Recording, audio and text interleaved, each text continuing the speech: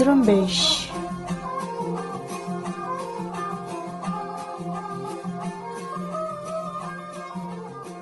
یہ ریڈیو زرمبش کی آواز ہے۔ آج مارچ کی 10 تاریخ بدھ کا دن اور 2021 ہے، اور میں ہوں آپ کا میزبان کلیل بلوچ۔ ریڈیو زرمبش کی آج کی نیوز بلٹن میں بلوچستان سمیت علاقائی اور عالمی خبریں شامل ہیں۔ آئیے بلوچستان سے متعلق خبریں دوستین مراد بلوچ سے سنتے ہیں۔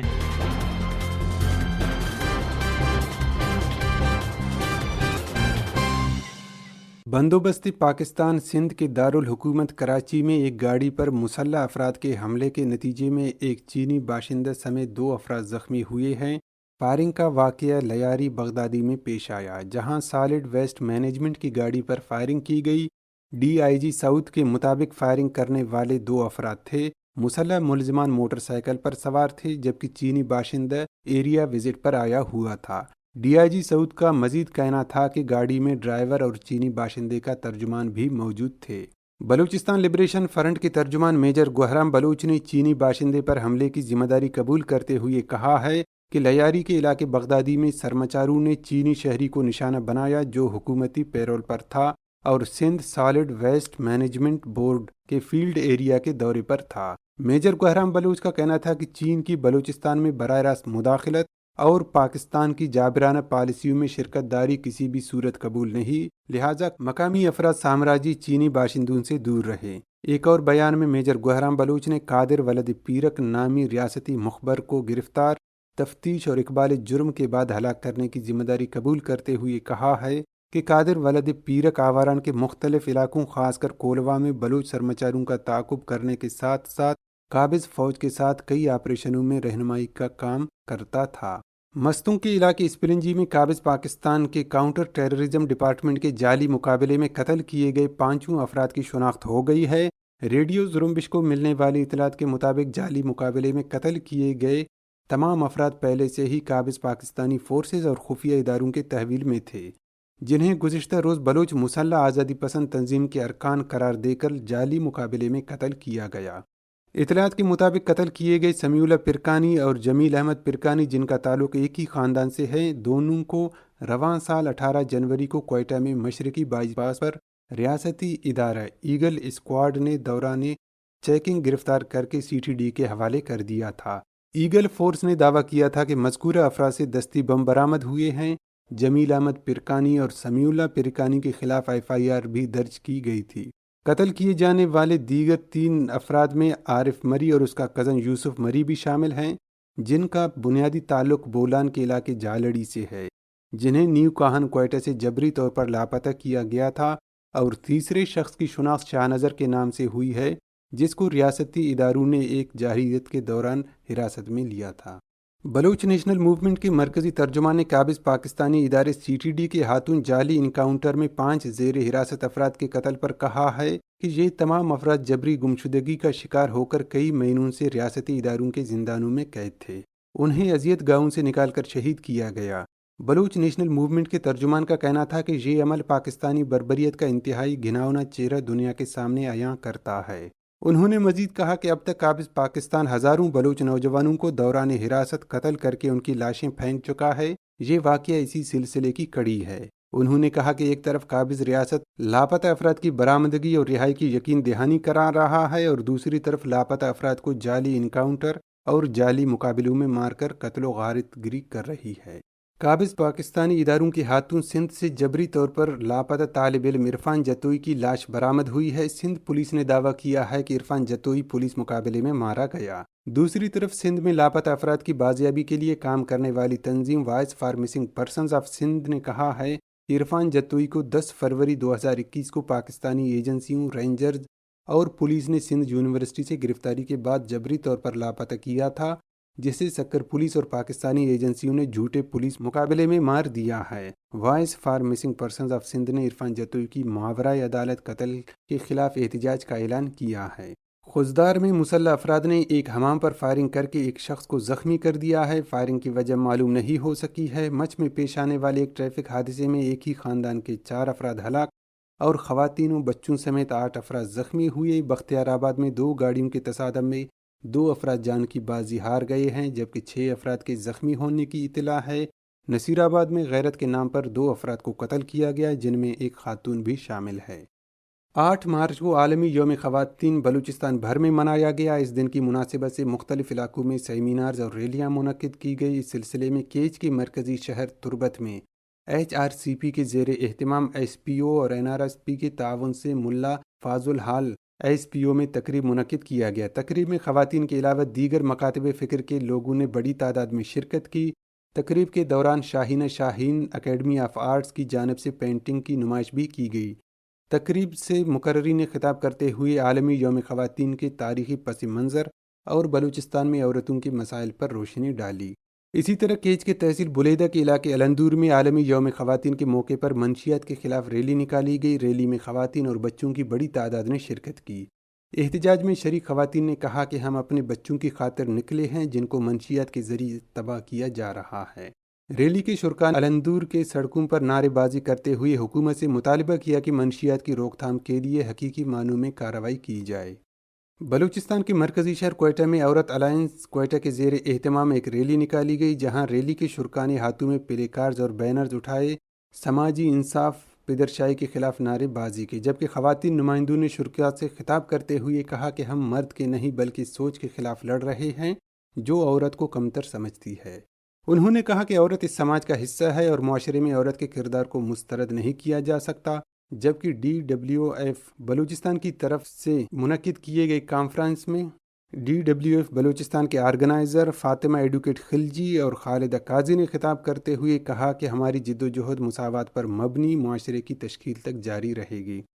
بلوچ اسٹوڈنٹس آرگنائزیشن آزاد کے مرکزی ترجمان خواتین کے عالمی دن کی مناسبت سے جاری کردہ اپنے بیان میں بلوچ خواتین کی جدوجہد کو مثالی اور تاریخی قرار دیتے ہوئے کہا کہ بلوچ خواتین موجودہ بلوچ تحریک میں کلیدی کردار ادا کر رہے ہیں۔ بلوچ خواتین نے سیاسی، سماجی اور ادبی میدان میں اپنا لوہا منوا کر خطے کی خواتین کے لیے مشعل راہ بنی ہیں۔ انہوں نے کہا کہ کسی بھی سماج کی ترقی کا راز خواتین کے کردار میں پنہاں ہے۔ بلوچ اسٹوڈنٹس ایکشن کمیٹی کی مرکزی vice chairperson doctor Sabiha Baloch نے یوم خواتین کے عالمی دن کی مناسبت سے اپنے بیان میں بلوچ خواتین سمیت ان تمام خواتین کو خراج عقیدت پیش کرتے ہوئے کہا کہ جنہوں نے عملی جدوجہد کا راستہ اپنا کر سماج اور قوموں کی تقدیر بدل ڈالی ہے، آج کا دن ان خواتین کے نام ہے جنہوں نے تمام معاشرتی رکاوٹوں کو عبور کرتے ہوئے خود کو جدوجہد کا استعارہ ثابت کرنے میں کامیابی حاصل کی، اور آج کا دن انہی خواتین کے نام جنہوں نے بہتر اجتماعی مستقبل کے لیے اپنی جانوں کا نذرانہ پیش کیا۔ صبیہ بلوچ نے بلوچستان میں خواتین کی حالت زار پر تشویش کا اظہار کرتے ہوئے کہا کہ بلوچستان کی حالت زار کی وجہ سے مرد و زن دونوں یکساں طور پر ذہنی کوفت کا شکار ہیں۔ بلوچ یکجہتی کمیٹی کراچی کا آرگنائزنگ باڈی اجلاس لیاری میں منعقد کیا گیا۔ اجلاس میں 5 رکنی آرگنائزنگ باڈی کا قیام عمل میں لایا گیا، جس میں آمنہ بلوچ کو آرگنائزر منتخب کیا گیا جبکہ لالا وہاب بلوچ کو ڈپٹی آرگنائزر۔ منعقدہ اجلاس میں آمنہ بلوچ نے شرکاء کے سامنے کمیٹی کی کارکردگی رپورٹ پیش کی اور شرکاء نے رپورٹ کو مد نظر رکھ کر کمیٹی کی کارکردگی کا تنقیدی جائزہ لیا اور اپنی کمزوریوں کی نشاندہی کر کے مستقبل میں کمیٹی کو مزید فعال اور منظم بنانے کا اعادہ کیا۔ تجاویز کے ایجنڈے میں شرکاء نے اپنی اپنی تجاویز اجلاس کے سامنے رکھیں اور ان پر بحث و مباحثہ کیا گیا۔ اجلاس میں فیصلہ کیا گیا کہ 12 مارچ کو لیاری میں عوامی محاذ کی شمع روشن کرنے کی تقریب کی حمایت کی جائے گی اور سانحہ جٹ پٹ مارکیٹ کے شہداء کو خراج عقیدت پیش کیا جائے گا۔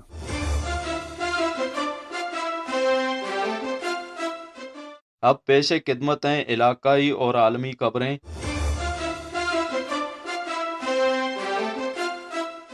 پاکستان ڈیموکریٹک موومنٹ PDM نے چیئرمین سینٹ کے لیے پیپلز پارٹی کے رہنما یوسف رضا گیلانی کے نام کی متفقہ امیدوار کے طور پر منظوری دے دی ہے۔ پاکستان پیپلز پارٹی کی میزبانی میں پیر کے روز PDM کے سربراہی اجلاس میں پارلیمنٹ کے سامنے پیش آنے والے واقعے کی مذمت بھی کی گئی۔ پاکستان ڈیموکریٹک موومنٹ کے اجلاس کے دوران پیپلز پارٹی کی طرف سے یوسف رضا گیلانی کا نام تجویز کیا گیا، جس کے بعد مسلم لیگ نون اور عوامی نیشنل پارٹی نے سابق وزیر اعظم کے نام پر اتفاق کر لیا۔ اجلاس کے دوران اپوزیشن کی تمام جماعتوں نے گیلانی کو مشترکہ امیدوار نامزد کر دیا۔ PDM کے ایک اور اجلاس میں ڈپٹی چیئرمین سینٹ کا عہدہ JUI پہ اور اپوزیشن لیڈر کا عہدہ مسلم لیگ نون کو دینے کی تجویز دیا گیا ہے، جس کا باضابطہ اعلان پی ڈی ایم کے سربراہ مولانا فضل الرحمان کریں گے۔ پیر کے روز پی ڈی ایم کمیٹی کی سفارشات بھی اجلاس میں پیش کی گئیں۔ سفارشات کے مطابق حکومت کے خلاف لانگ مارچ 26 مارچ کو کراچی سے شروع ہوگا۔ تمام جلوس 30 مارچ کو 3 بجے تک اسلام آباد پہنچیں گی۔ عوام کے استقبال کے لیے فیض آباد میں مرکزی کیمپ لگایا جائے گا۔ تمام جماعتیں اپنے جلوسوں کو الگ الگ سے منظم کریں گی۔ سفارشات کے مطابق تمام جماعتیں اپنے اخراجات برداشت کریں گی۔ امریکہ کے وزیر خارجہ اینتونی بلنکن نے افغانستان کو خبردار کیا ہے کہ اگر افغان صدر اشرف غنی نے افغان امن عمل کو آگے بڑھانے کے لیے نئی تجاویز پر غور نہ کیا تو اسے تنہ تنہا طالبان کے بڑے عملوں کا سامنا کرنا پڑ سکتا ہے۔ امریکی وزیر خارجہ کی جانب سے افغان صدر کو لکھے گئے خط میں یہ بھی کہا گیا ہے کہ امریکہ 1 مئی کو افغانستان سے تمام افواج کے انخلا پر غور کر رہا ہے، جبکہ دیگر آپشنز بھی زیر غور ہیں۔ خط میں صدر غنی کو مخاطب کرتے ہوئے کہا گیا ہے کہ جناب صدر، میں آپ پر واضح کر دینا چاہتا ہوں کہ واشنگٹن میں ہماری پالیسی پر غور ہو رہا ہے اور امریکہ کسی بھی آپشن کو مسترد نہیں کر سکتا۔ ہم 1 مئی کو امریکی فوج کی مکمل انخلا کے علاوہ دیگر آپشنز پر بھی غور کر رہے ہیں۔ عالمی جوہری توانائی ایجنسی IAEA نے کہا ہے کہ ایران نے نتنز ایٹمی پلانٹ پر جدید IR-2 میٹر سینٹریفیوجز کے ذریعے یورینیم کی افزودگی شروع کر دی ہے۔ عالمی میڈیا کے مطابق بین الاقوامی جوہری توانائی ایجنسی نے اپنے ممبر ممالک کو اطلاع دی ہے کہ ایران کی جانب سے یورینیم کی افزودگی 2015 کے جوہری معاہدے کی مزید خلاف ورزی ہے۔ IAEA کا کہنا ہے کہ ایران IR-2 میٹر سینٹریفیوجز کو UF6 گیس کی سپلائی شروع کر دی ہے۔ بھارتی حکومت نے اسلامی مدارس میں قرآن کے ساتھ رامائن اور گیتا پڑھانے کا فیصلہ کیا ہے۔ بھارت کی مرکزی وزارت تعلیم کی جانب سے مدارس میں ہندوؤں کی مذہبی کتابیں رامائن اور گیتا کو بھی نصاب میں شامل کیے جانے کی فیصلے کی مسلم مذہبی رہنماؤں اور دانشوروں نے سخت مخالفت کی ہے، جن کا کہنا ہے کہ مدارس کے قیام کا بنیادی مقصد اسلامی تعلیمات فراہم کرنا ہے اور حکومت کو مدارس کے نصاب میں مداخلت کرنے کا کوئی اختیار نہیں ہے۔ دوسری طرف مسلمانوں کی جانب سے اس سرکاری فیصلے کی سخت مخالفت کے بعد بھارتی وزارت تعلیم نے صفائی پیش کی ہے کہ ہندو مذہب کی تعلیم حاصل کرنا مدارس کے طلباء کے لیے اختیاری ہوگا۔ میانمار میں گزشتہ حکومت کا تختہ الٹ کر فوجی حکومت قائم کرنے کے خلاف جاری مظاہروں میں پیر کے روز کم از کم مزید 2 افراد ہلاک ہو گئے ہیں۔ تازہ ہلاکتیں شمالی صوبے کاچن کے دارالحکومت ماکینہ میں ہوئیں۔ تازہ ہلاکتیں ایک ایسے وقت میں ہوئی ہیں جب میانمار میں 9 مزدور یونینوں کے اتحاد نے ہڑتال پر جا کر فوج کے خلاف احتجاجی مظاہروں میں شمولیت اختیار کر لی ہے تاکہ فوج پر دباؤ ڈالا جا سکے۔ مزدور یونینوں کا کہنا ہے کہ معمول کے مطابق کاروبار جاری رکھنے کا مطلب فوجی حکومت کی حمایت کرنا ہوگا جو عوام پر ظلم و ستم روا رکھے ہوئے ہیں۔ افریقی ملک گینی کے ایک فوجی مرکز میں سلسلہ وار دھماکوں کے نتیجے میں 100 سے زائد فوجی ہلاک اور 600 سے زیادہ زخمی ہوئے ہیں۔ گینی کے صدر نے کہا ہے کہ یہ دھماکے مقامی وقت کے مطابق اتوار کو شام 4 بجے ہوئے، جس کی وجہ سے ایک فوجی مرکز میں ڈائنامائٹ کے دیکھ بھال میں بے احتیاطی برتنا تھا۔ صدر کی جانب سے جاری ہونے والے ایک بیان میں کہا گیا ہے کہ دھماکوں سے باٹا نامی کے علاقے میں تقریباً تمام مکانوں کو نقصان پہنچا ہے۔ سوئٹزرلینڈ میں ہونے والے ایک ریفرنڈم میں معمولی اکثریت سے عوامی مقامات پر برقعے یا چہرہ ڈھانپنے پر پابندی کا فیصلہ کیا گیا ہے۔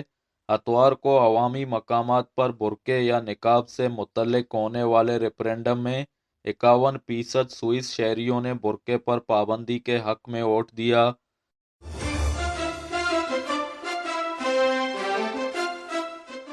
اسی کے ساتھ ہی نیوز بلیٹن کا اختتام ہوتا ہے۔ خلیل بلوچ کو اجازت دیجیے۔